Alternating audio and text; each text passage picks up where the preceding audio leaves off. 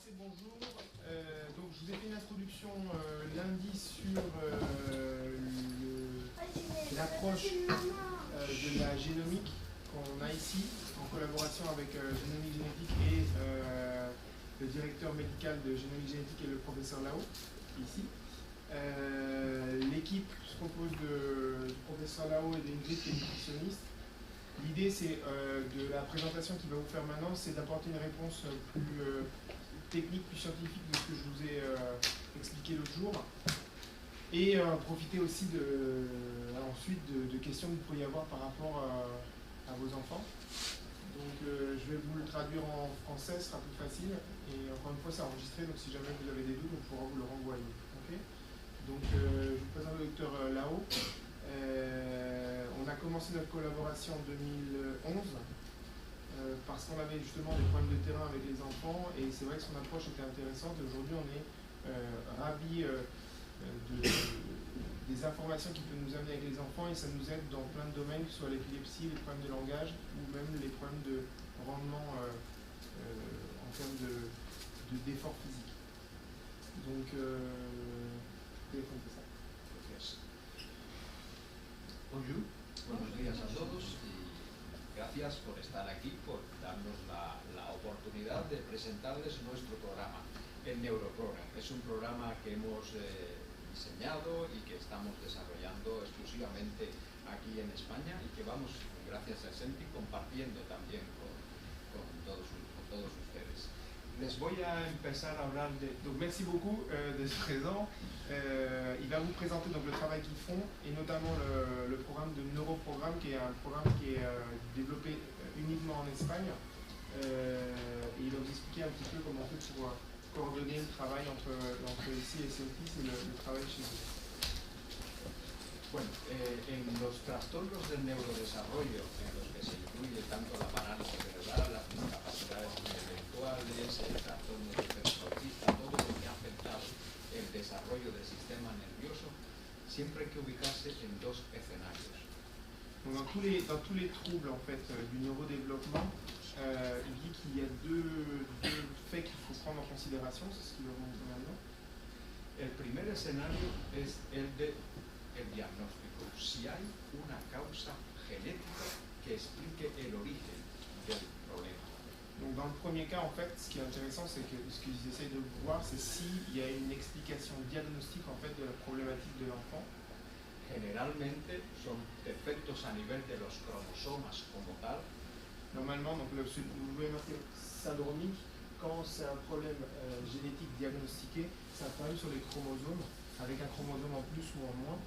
Por eso es que cuando acudís con vuestro hijo o hija al neuropediatra, pues entra por protocolo, en primer lugar, el estudio del cariotipo. Donc normalement, ce qui est fait en France, normalement, quand on suspecte un problème génétique, c'est une étude du cariotype.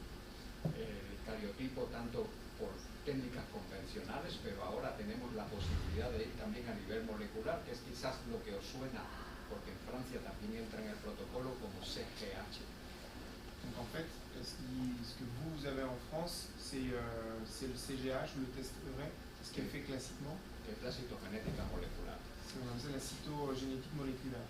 Y hay casos en los que no es defecto en todo un cromosoma o una parte del cromosoma, sino en un único gen, que son los monogénicos. Et parfois, ce n'est pas un problème sur tout un chromosome, mais c'est juste sur un gène du chromosome. Aquí tendríamos el síndrome de Rett, el síndrome del X frágil, el Angelman, entre otros. Donc on a les grands classiques comme le Rett, l'Angelman, le X fragile. Afortunadamente estos son los menos frecuentes, estos casos que en genética llamamos sindrómicos. Ça c'est avec, heureusement c'est les cas qui sont les moins importants qu'on voit, et ils sont dénominés comme syndromiques. Sin embargo hay otro grupo, que es el grupo multifactorial, este que le he puesto la flecha. Il y a un deuxième groupe, en fait celui de la droite, qui est le multifactoriel. Que aquí, más que el diagnóstico, lo que vamos es a buscar las vulnerabilidades especiales que tiene cada niño, que les hace que respondan de una forma diferente a los distintos factores del ambiente.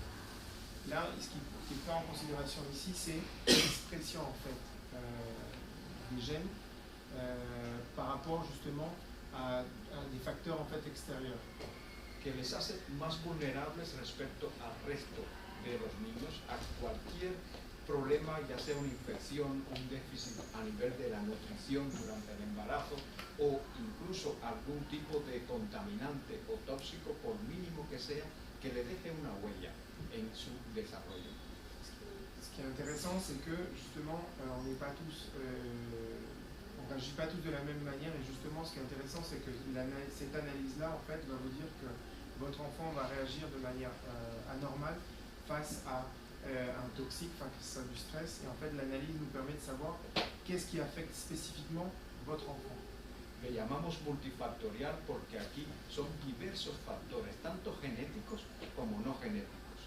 A diferencia del primer grupo, del sindrómico, en lo que un gen, una alteración, una manifestación, aquí son varios genes con distintas versiones de estos genes que cuando coexisten en un mismo individuo, pues dan una vulnerabilidad, una susceptibilidad diferencial.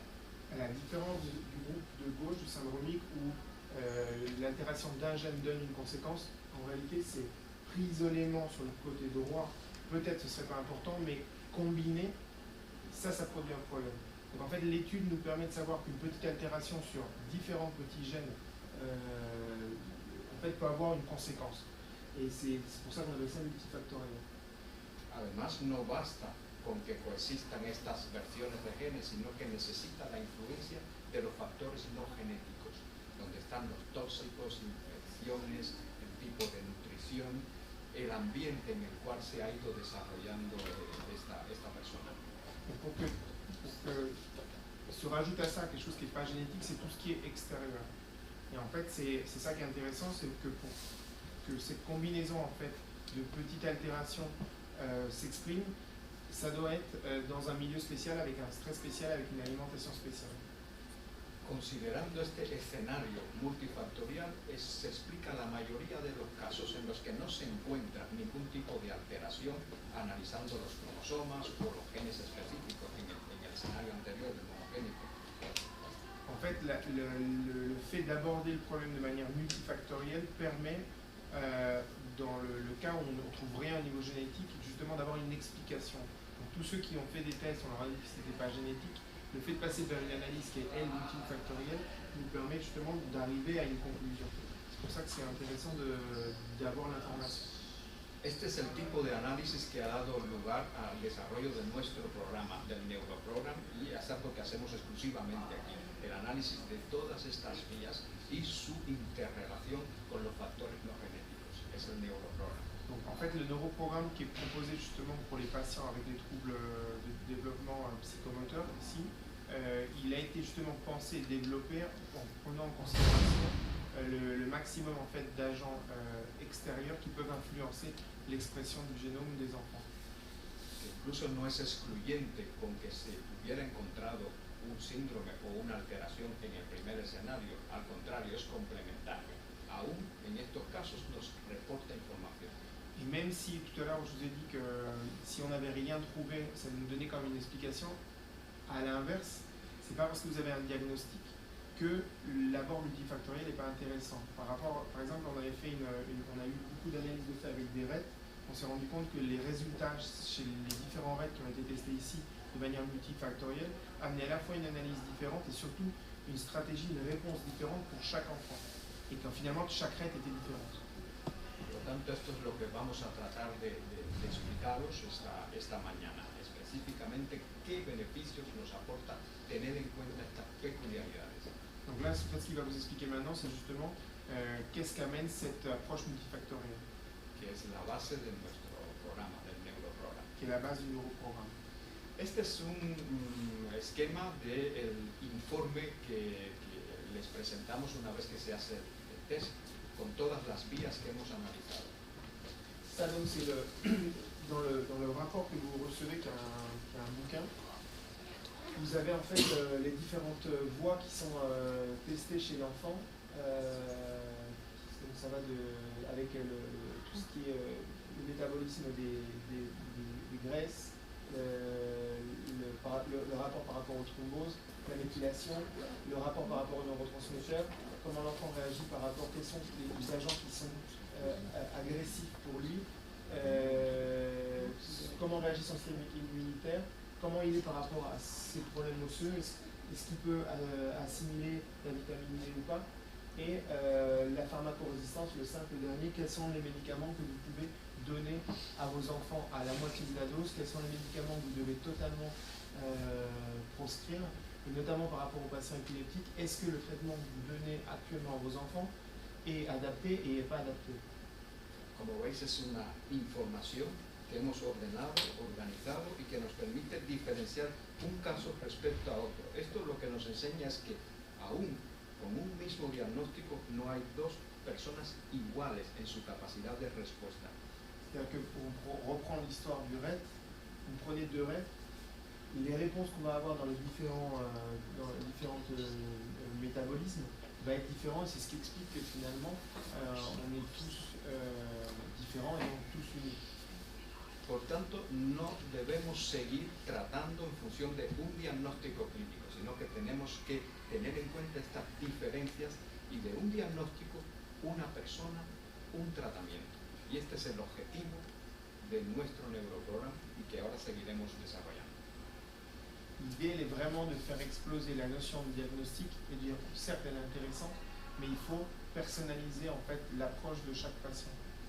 Por ejemplo, en el tema del metabolismo del ácido fólico, todas tomáis antes del embarazo y en el primer trimestre ácido fólico para prevenir las malformaciones del sistema nervioso, también las cardiovasculares, los distintos problemas que pueden llevar a complicaciones durante el embarazo. Là, il prend un exemple par rapport à l'acide folique, il explique que il est normalement conseillé avant la grossesse la prise d'acide folique et durant au moins le premier trimestre l'acide folique, parce que c'est important pour la fermeture du tube neural et pour éviter les problèmes cardiovasculaires. Lo que no sabe la mayoría de la gente, y aún peor la mayoría de los médicos desconocen, es que para unas señoras puede ser beneficioso, como lo demuestran los programas preventivos, sin embargo para otras hasta puede ser peligroso, tomando tal cual se les está prescribiendo. Ce qu'il dit, c'est que ce qu'on ne sait pas, c'est que pour certaines mamans, ça va être quelque chose qui va être un bénéfice, et pour d'autres, c'est quelque chose qui est peut-être périlleux. Sí, que puede causar algún efecto indeseado. Il dit qu'il y a certaines mamans, on leur prescrit en fait de l'acide folique, et souvent les gens qui prescrivent ne savent pas que dans certains cas, ça peut être prejudiciable pour cette maman. O sea, hay personas con una peculiaridad genética en una vía, que después os voy a enseñar, que nos dice que el ácido fólico, el sintético, el que viene en las vitaminas, no lo puede utilizar, no lo puede activar y por lo tanto no cumple la función para el cual se le ha indicado. Un 38% de casos, de un 38 a un 50% de casos. Entre 38 et 58% des femmes qui prennent de l'acide folique ne l'assimilent pas. Y esto es porque el ácido fólico, cuando lo tomamos, hay una enzima, les digo el nombre aunque suene raro ahora, que es metilén, tetrahidro, folato, reductasa. Sí. Ahí. MTHFR es la responsable de activar, es el interruptor. No, este es lo normal, lo que debe pasar y para lo que está diseñado el programa. Il y a 38 à 50% des femmes qui ne l'assimilent pas, c'est simplement parce qu'elles ont une particularité, elles n'arrivent pas en fait à activer une enzyme qu'on appelle la méthylène tétrahydrofolate réductase. Y esta es la que pasa de ácido fólico a metilfolato, que es la forma activada, es el interruptor. C'est l'interrupteur. C'est un peu comme ce que je vous ai lundi entre du lait et du yaourt, il y a une enzyme qui permet d'activer et de faire la transformation. Si c'est 50% des mamans ne peuvent pas activer cet interrupteur, cette enzyme, la méthyle, enfin vous avez compris, elle ne sera pas active. Donc même si vous prenez l'acide folique, en fait il ne sert à rien. Sin embargo, hay personas de entre un 38 a un 50% en los que falla ese interruptor. No puede activar el ácido fólico. Donc vous avez entre 38 et 50% de ces mamans qui ne peuvent pas activer cet interrupteur, cette enzyme. Debido a que tiene esta peculiaridad, esta alteración a nivel del gen de esta enzima. parce que l'origine c'est une altération sur un gène qui fait que vous ne pouvez pas l'activer. Por lo tanto, son señoras que independientemente de que han tomado el ácido fólico, no ha funcionado y tienen riesgo, siguen teniendo el mismo riesgo de una que no lo ha tomado a este tipo de malformaciones, sobre todo defectos de cierre del tubo neural. Donc vous, en gros, on vous prescrit de l'acide folique, vous le prenez en pensant que vous faites bien le job, et en réalité, c'est comme si vous ne l'aviez pas pris. Y esto es algo que aún hoy no se tiene en cuenta. Sin embargo, la genética ya nos enseña a diferenciar. En unas personas sería el ácido fólico tal cual está en los suplementos, sin embargo, las que tienen esta peculiaridad tendrían que tomar desde 12 semanas antes de quedar embarazada y durante todo el primer trimestre el metilfolato, que ya existe como tal el folato activado. Dans le cas de ces 50% des mamans, il faudrait qu'elles prennent 12 semanas antes. Sí. 3 mois avant la conception et pendant le premier trimestre du méthylfolate, donc l'acide folique actif. Y aquí os pongo este ejemplo para ser conscientes de que la genética nos condena, no nos ha condenado. Tenemos la forma de burlar, de conociendo, pasar de este defecto y poder tener corregida la vía, tomando la forma que requerimos. Pero para ello tenemos que tener la información previa y es por eso la utilidad de hacerse previamente un estudio de este tipo. Ce qu'il dit, c'est que en réalité, c'est pas qu'on dit, on fait une analyse, on se rend compte que certaines mamans l'assimilent pas, on dit que vous êtes condamné à pas pouvoir prendre l'acide folique. Le fait d'avoir une analyse nous permet de savoir quelle est la stratégie, et la stratégie c'est de prendre cet acide folique actif grâce justement à ces études génétiques. Otra vía que analizamos es el equilibrio de los neurotransmisores, lo que es la neurobioquímica cerebral. Une autre voie, donc là il a parlé de l'acide folique, là il vous parle d'une autre voie maintenant, c'est la voie des neurotransmetteurs, tout ce qui est les voies biochimiques, des réactions on va dire électriques au niveau du cerveau, comme la dopamine et la sérotonine par exemple. Sí, que son dos sustancias químicas que van a determinar, por un lado, la capacidad de atención, de concentración, de memoria, o sea, de aprendizaje, y también el motora, que es la dopamina. Donc vous avez par exemple la dopamine qui va s'occuper qui a un rôle par rapport à la mémoire, par rapport à l'attention, la concentration, l'apprentissage. Sin embargo, hay otras sustancias químicas, dentro de ellas estaría la serotonina, que lo que actúa es regulando el humor. A l'inverse, la sérotonine, lui, s'occupe de réguler l'humeur de l'enfant ou ses émotions. Incluso clínicamente se han descrito lo que se conocen endofenotipos, niños que son inatentos, irritables o que son atentos, que tienen atención, sin embargo lo que destaca es el tema de la irritabilidad, la agresividad, la automutilación, y hay otros que tienen ambas sintomatologías, y esto nos demuestra que hay algo de base, algo que lo puede explicar, y esto está en este desequilibrio entre estas sustancias. Ce qui est intéressant, c'est que chaque neurotransmetteur a un rôle et que on peut trouver par exemple un enfant qui va être hyperactif, on peut penser que peut-être il y a un problème neurotransmetteur avec trop de dopamine. Et à l'inverse, on peut avoir un enfant qui est hyperactif et en plus de ça qui s'automutile, et on peut penser qu'il y a un trouble sur la dopamine et la noradrénaline centrale. Et la noradrénaline centrale. Ce qui est intéressant, c'est que plutôt, c'est ce qu'on a expliqué lundi, plutôt que d'envisager que peut-être c'est un problème conductuel ou un problème d'éducation, donc de culpabiliser en fait votre capacité ou pas à élever vos enfants, de vérifier quand même qu'il n'y ait pas une base chimique qui explique qu'un déséquilibre peut expliquer un comportement. Parce qu'après, il s'agit juste, en fait, la stratégie, c'est d'essayer d'équilibrer ces neurotransmetteurs et de voir, en fait, l'impact de cette équilibration sur le changement d'attitude de l'enfant. C'est mieux de lui filer des médocs ou de l'emmener chez un psy. El estudio que hacemos nos permite conocer en cada niño, en cada caso, cuál es su grado o su potencial para mantener este equilibrio, tanto en la producción como en los receptores, o sea que le capte a nivel del sistema nervioso, como en el transporte o la eliminación de estas sustancias. Par vite, hein. Donc l'intérêt en fait c'est de voir si on va vérifier s'il est capable de produire, si les récepteurs, s'il produit, de vérifier si les récepteurs sont là, ça se trouve c'est un problème de récepteur, s'il est capable d'éliminer, Los que las transportan. et qui transporte. Donc il y a 4 voies: production, récepteur, élimination et transport. O sea, en un mismo punto, equilibrio de neurotransmisores, vemos distintas vías y esto nos puede rápidamente enseñar que va a haber una amplia variabilidad entre un caso y otro caso. Donc on voit en fait qu'il y a comme il y a différents points, c'est très variable d'un enfant à l'autre, et l'analyse nous permet de savoir qui est le coupable et comment on peut faire justement pour essayer d'équilibrer ça. Por lo tanto, desde el suplemento, la nutrición y el tratamiento debe ser muy diferente en cada uno de los casos en función de estos resultados.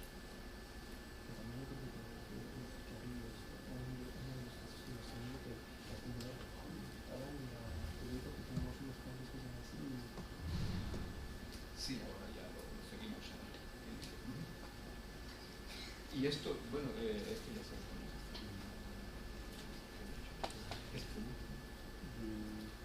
Sí, que ahora en función de esto es que vamos adecuando desde el suplemento, esto ya se va a comentar. Por ejemplo, hay casos en los que hay una tendencia a una hiperexcitabilidad porque predominan los neurotransmisores de efecto excitador.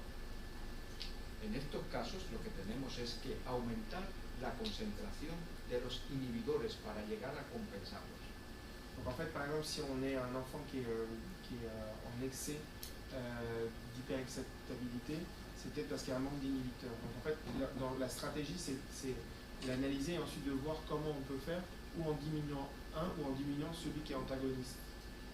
Esto puede actuar a distintos niveles en cuanto a los síntomas. Por ejemplo, puede ser el detonante de crisis epilépticas en los que tengan un foco epileptógeno. Ça, par exemple, ça peut être aussi une explication à être un détonateur pour une crise d'épilepsie. C'est des équilibres de neurotransmetteurs. En algunos casos, los picos de dopamina coinciden con episodios de explosividad, de irritabilidad, de incluso aparición de movimientos involuntarios. Ces pics, en fait, momentanés de dopamine peuvent expliquer justement cette irritabilité et aussi un début en fait de mouvement involontaire, voire des crises d'épilepsie. Trastornos del sueño, sobre todo des troubles du sommeil. Cuando aparecen estos episodios de irritabilidad suelen acompañarse con trastornos del sueño, un sueño muy desorganizado. Un sommeil très désorganisé, et il expliquait des sortes de décharges, il cumule, il décharge. On pourrait se trouver notamment sur les dystonies. Incluso en muchos de estos casos, únicamente aumentando la concentración de los neurotransmisores de efecto inhibidor, podemos contener toda esta sintomatología. Incluso casos de epilepsia se han moderado. Il dit qu'en fait la stratégie dans ces cas, en fait, que la dopamine en excès, dans les cas de dopamine qui étaient en excès, la stratégie dans certains cas c'était d'augmenter le nombre d'inhibiteurs pour diminuer les effets, et notamment ça a régulé pas mal, dans pas mal de cas en fait, les problèmes d'épilepsie chez les patients. Por lo tanto, es un punto clave, crucial dentro de todo el programa, evaluar este equilibrio de neurotransmisores. Donc c'est l'analyse en fait, et le travail qui est fait sur les neurotransmetteurs, c'est une part importante en fait de l'analyse, et c'est important en fait de savoir quel est le problème que peuvent présenter vos enfants. Y aunque los estoy mencionando de forma aislada, el resto de puntos veréis que hay una conexión, un punto entre todos ellos. Por ejemplo, el estrés oxidativo. Là, il vous le présente de manière isolée pour vous l'expliquer, mais en réalité, chaque point ensuite interagit ensemble comme une équipe de foot. Si además este niño tiene, aparte de esta tendencia al desequilibrio de neurotransmisores, defectos en los sistemas que la naturaleza nos ha dado para neutralizar tóxicos, pues un exceso de estos tóxicos puede agravar aún más esta situación. Donc là, il va vous parler en fait du métabolisme par rapport au stress oxydatif. On a en fait des systèmes qui nous permettent de nous défendre par rapport à des agents agressants. Si on a un déficit sur notre capacité à nous défendre, ça va être plus agressif chez l'enfant, et donc on va avoir des réactions en fonction justement de ce déficit-là. Este defecto en los mecanismos de defensa frente a tóxicos es el punto central de muchos grupos de investigadores que están analizando el efecto de los tóxicos sobre el sistema nervioso. En fait, il y a beaucoup d'études scientifiques qui en ce moment tournent autour de ça, c'est de voir l'impact de toxiques sur l'organisme des patients. De hecho, ya hay investigaciones de mucho peso a nivel científico que demuestran este nexo entre el riesgo, por ejemplo, a defectos neurológicos que llevan a la parálisis cerebral como un estrés oxidativo aumentado. Ils disent qu'il y a des études, celles que vous voyez à droite, qui ont été produites, qui expliquent en fait la relation entre la difficulté à se défendre contre des toxiques et la paralysie cérébrale. En Estados Unidos se ha publicado recientemente un estudio que dice que el 70% de sus niños con problemas del neurodesarrollo tienen anulado estos defectos, estos enzimas protectoras. Donc il dit, il y a une étude qui a été faite, elle est en Australie, non? No, este es otro ejemplo. Il y a une étude qui est sortie aux États-Unis qui explique que 70% des patients présentant une paralysie cérébrale avaient affecté cette capacité à se défendre contre des agents toxiques. Como todas estas investigaciones confluyen en un nexo estrés oxidativo, hecho en Australia, en Melbourne, se han planteado disminuir la incidencia de parálisis cerebral únicamente actuando sobre este mecanismo, contención del estrés oxidativo durante el embarazo. Donc, en Australie, ce qu'ils ont fait, c'est comme ils ont vu qu'il y avait une relation de cause à effet direct entre la paralysie cérébrale et le stress oxydatif, il y a un protocole. Sí, es un protocolo prospectivo que están desarrollando desde el 2012 que van a demostrar que disminuirá la incidencia de parálisis. Il a fait sobre toda la semaine. Sí, sobre el grupo de pacientes que yo han elegido. Depuis 2012, il y a une étude qui a été développée en fait à Melbourne, où justement ils vont essayer de démontrer que le fait d'agir sur le stress oxydatif des patients aura un impact sur la diminution de la production en fait, de paralysie cérébrale. Por eso es uno de los puntos en los que también nos centramos en nuestro estudio, a evaluar la vulnerabilidad frente a los tóxicos. Donc ça rentre aussi dans le neuroprogramme, c'est de voir l'influence du stress oxydatif par rapport à votre enfant. Otro punto esencial es la respuesta a los fármacos. Todos conocemos de niños que se les han puesto antiepilépticos, se le ha ido cambiando, sin embargo las crisis siguen. De hecho es una epilepsia refractaria al tratamiento, porque no se da con el tratamiento que le va a contener el problema. Y es porque no tenemos en cuenta que tampoco los fármacos los vamos a metabolizar de la misma manera. Donc là, en fait, on passe à une autre partie qui est la pharmacorésistance et l'étude justement de quelles sont les molécules que l'enfant peut prendre ou pas, et notamment par rapport à l'épilepsie. Dans les problèmes d'épilepsie, en fait, quand il y a des épilepsies qui sont pharmacorésistantes, on ne prend pas en considération ce genre d'études alors qu'elles sont importantes. Por lo tanto, la farmacogenética hoy por hoy científicamente está más que demostrado que es un elemento esencial a tener en cuenta para poder prescribir un tratamiento antiepiléptico eficaz y seguro. Ils disent qu'aujourd'hui ça a été démontré que seul cet abord, ce genre d'analyse permet de cibler exactement quel type de médication on peut donner aux enfants. Hay niños que metabolizan muy rápido la droga, la eliminan tan rápido de su organismo que no llega a cumplir el efecto antiepiléptico. Parfois, il y a des enfants qui ont un métabolisme tellement rapide qu'en fait, ils vont prendre l'antiépileptique, mais ils vont l'éliminer aussi rapidement qu'ils l'ont pris, donc ça n'aura pas le temps de faire l'effet. Estos casos que son ultra rápidos, no es cambiarle el medicamento, es simplemente aumentar la dosis de acuerdo a su tasa de eliminación. Donc en fait, la stratégie dans ce cas-là, c'est pas de changer en fait le médicament, c'est trouver un équilibre pour qu'il y ait une dose plus importante pour que l'élimination soit moins rapide. Sin embargo, hay otros que es todo lo contrario. La metabolizan muy lento, tan lento que si le damos el medicamento a la dosis que dice el manual, le podemos provocar una toxicidad. À l'inverse, il y a des enfants qui ont des métabolismes très lents et en fait, par rapport à une posologie normale, cette posologie normale, parce que le métabolisme est lent, devient toxique chez l'enfant.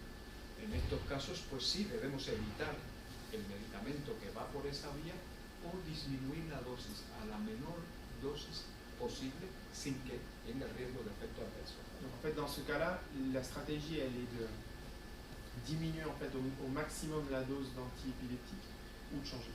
Sin embargo, hay otros medicamentos que actúan como inhibidores de alguna de estas vías. Dentro de ellos el paracetamol, que tanto se utiliza. Alors il y a parfois aussi des choses, c'est des inhibiteurs de ces voies-là, comme par exemple le paracétamol qui est beaucoup utilisé.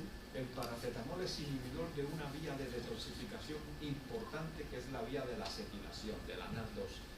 Le problème du paracétamol, c'est qu'il inhibe en fait une voie de détoxification qui est la NAD2.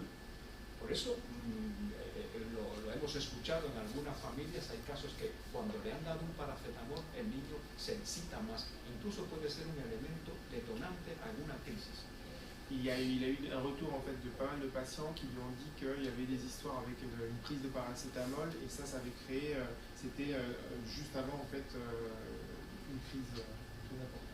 Es un niño que tiene la vía ya lenta, si le da un inhibidor de la vía aún la vuelve más lenta, se hace más vulnerable a algún tóxico por mínimo que esté presente en el ambiente y esto es como un círculo que da lugar a la aparición de todas estas manifestaciones negativas. C'est ça, dans le cas en fait des enfants qui ont des voies lentes. Si vous donnez un enfant qui a une voie lente, vous lui donnez un inhibiteur, il descend tellement qu'après vous avez une réaction pour compenser en fait cette diminution.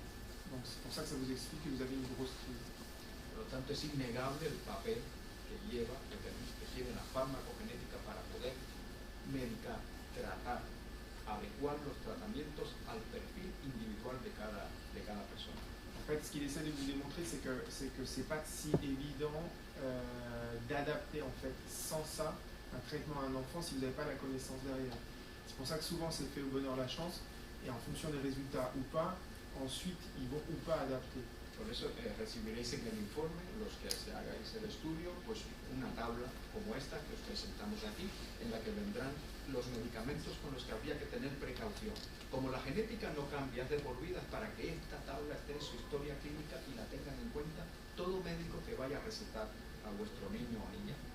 Vous allez recevoir en fait dans le rapport, vous avez en fait plusieurs pages comme ça avec ce qui est donc à conseiller avec ce qu'on peut donner.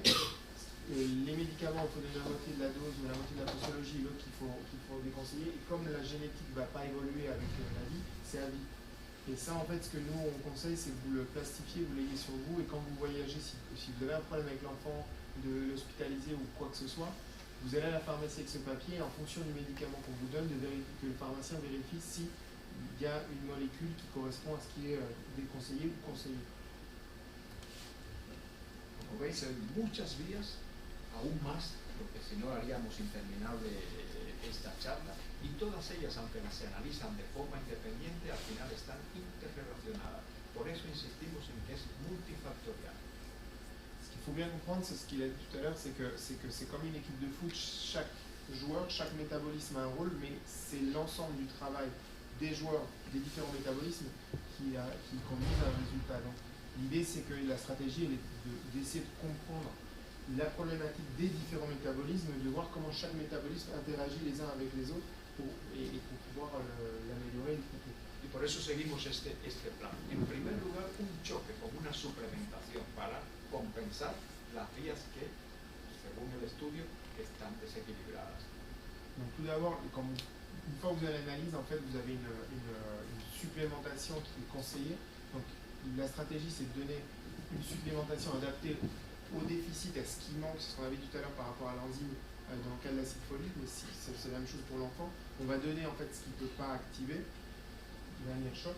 Y adecuar un sistema de alimentación, no una dieta o las dietas estándar y específicas que conocéis, sino un sistema nutricional específico para cada individuo según estas peculiaridades metabólicas. Et adapter une alimentation adaptée à la spécificité des problèmes de l'enfant.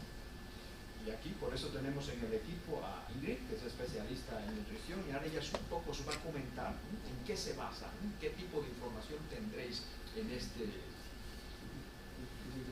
plan. Et maintenant vous avez Ingrid qui est la nutritionniste de Génomique qui va vous expliquer un petit peu quelle est la stratégie en fait qu'elle utilise pour choisir en fait la diète des enfants.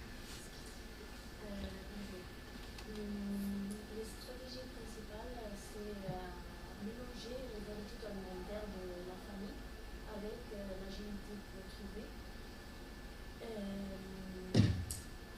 On explique en détail le déficit lié à l'enfant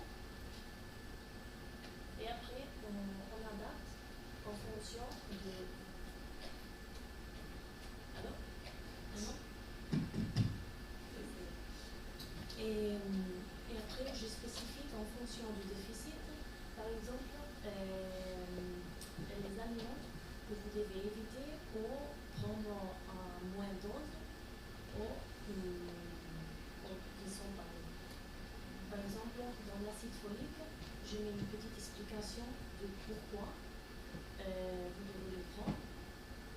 Et après, on détaille les aliments principaux qui contiennent, par exemple, acide folique et la forme activée dans les aliments.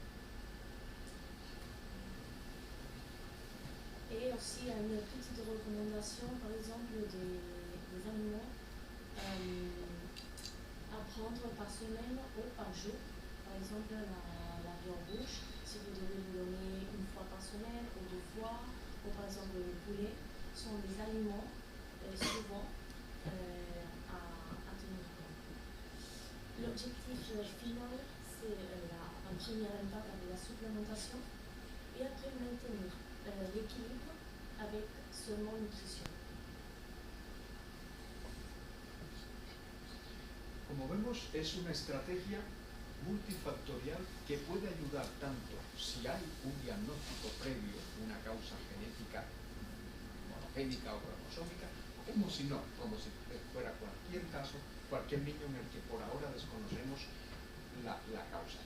Donc en fait, ce qui est intéressant, c'est de voir que ça peut être aussi intéressant que vous ayez un diagnostic syndromique ou multifactoriel.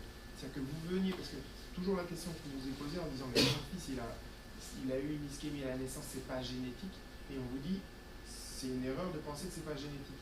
Il faut vérifier qu'on n'ait pas en fait des tendances qui peuvent expliquer une faiblesse. El objetivo es el equilibrio a nivel biológico, a nivel orgánico, y es el elemento esencial, el primer paso en todo el eslabón, en toda la cadena de actuación interdisciplinar en cada caso. En fait, l'idée par rapport à l'escalier, c'est d'expliquer que c'est une histoire de terrain et il faut être sûr qu'au niveau biologique, vérifier l'état de l'enfant. C'est comme un champ.